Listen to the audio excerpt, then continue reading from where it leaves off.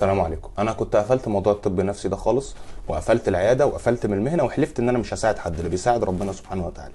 لكن في موقف او حدث كده بعد يومين اللي هو الفالنتاين ده، انا بشوف فيه مناظر اصعب عليا من لو شفت جنازه. على الاقل ده رايح للي خلقه، يعني ده ارتاح، رايح اللي احسن واللي احن مني ومنك. انت رايح في داهيه. ازمتي مش معاك بقى، كمان ازمتي مع لهبل التاني اللي بيحسدك ان انت رايح في داهيه عشان مفيش في حياته حنون. انا هعرض لك كام موقف من حياه البني ادم المرتبط، لان انت بدات تصيح كتير قوي على وسائل التواصل الاجتماعي. بشوف بنفسي ان انت كاتب كل سنه وانا طيب، كل سنه وانا لوحدي، صوره لراجل في ديت مع قطه. انا اكتشفت ان مفيش حاجه حمراء غير مش عارف ايه. تعال بقى اعرض لك البني ادم اللي انت بتحسده ده حياته عامله ازاي. كم موقف بسيط. الراجل ده نزل قعد على القهوه يفك عن نفسه شويه، يلعب له بولت استيميشن ولا بولت ترنيب. تبدا تتصل بيه في عز ما البوله سخنه، ما تعرفش بتعرف منين بقى، دي حاجات كده خلاص فشلنا انا والعلماء ان احنا نجاوب عليها، بس هي اول ما البوله بتسخن بتتصل، فما بيردش احتراما للناس اللي هو قاعد معاهم. تتصل تاني بيكنسل تقديرا للناس اللي هو قاعد معاهم. تتصل تالت بيقلق لا يكون في مصيبه، فبيقوم يرد، بيحاول يطمن ان مفيش كارثه ومفيش حاجه، ويقفل معاها بسرعه عشان عيب. اتقطع من شجره في لحظه. تعالى بقى اعيد لك الموقف من زاويه تانية. هو اصلا لما قام بس يرد، صحابه شافوه مش راجل ومش مقدر قعده الرجاله وعيب، وسابهم وقام عشان يرد على واحده، فخسر صحابه. لما رد عليها وحس انه عيب ان هو ساب الناس، فحاول يقفل معاها بسرعه، فقالت له ان هو بيحب صحابه اكتر منها، فخسر حبيبته. اهله اصلا من الاول مش موافقين على قعدته على القهوه وشايفينها تضييع وقت، فخسر اهله. ما عملش حاجه، والله ما عمل حاجه عشان يتقطع من شجره ويترمي الرميه السوداء دي بقى لوحده في الدنيا كده. ما عملش، كان نازل يفك عن نفسه ويلعب له بولتين ورقه، وكان زي الخرا اصلا، كان داكك. ما بقاش ليه حد.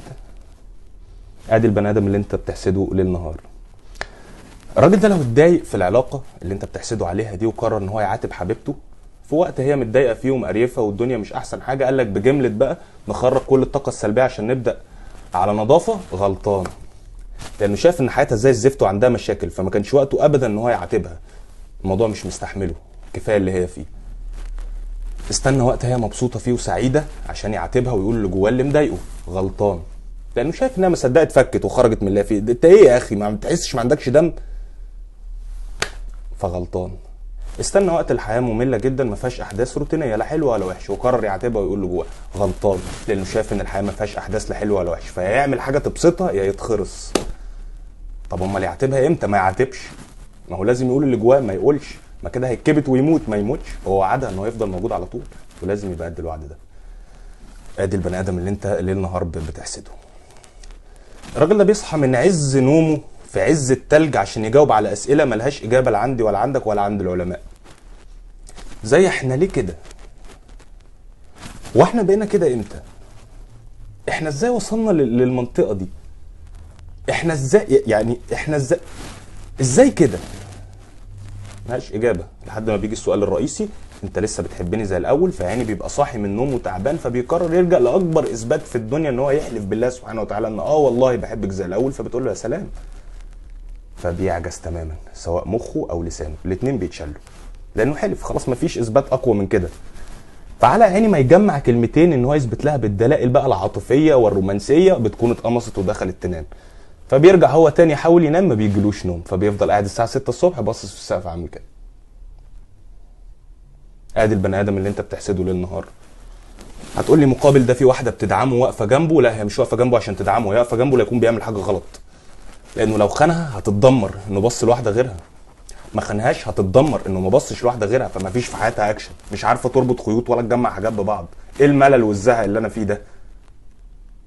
ادي حياه البني ادم المرتبط اللي انت ليل نهار بتحسده. لا، انت في نعمه. اللي انت فيه ده هو ده اللي صح، مش اللي هو فيه هو اللي صح.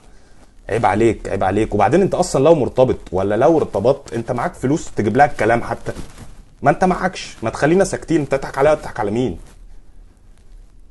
عيب عليك، انت راجل كبير ناضج بالغ، حضرت اكيد لحظه البلوغ دي بنفسك وشفت اكيد ما حدش حكى لك عليها، صح ولا لا؟ فعيب عليك، ارجع لعقلك ولدينك.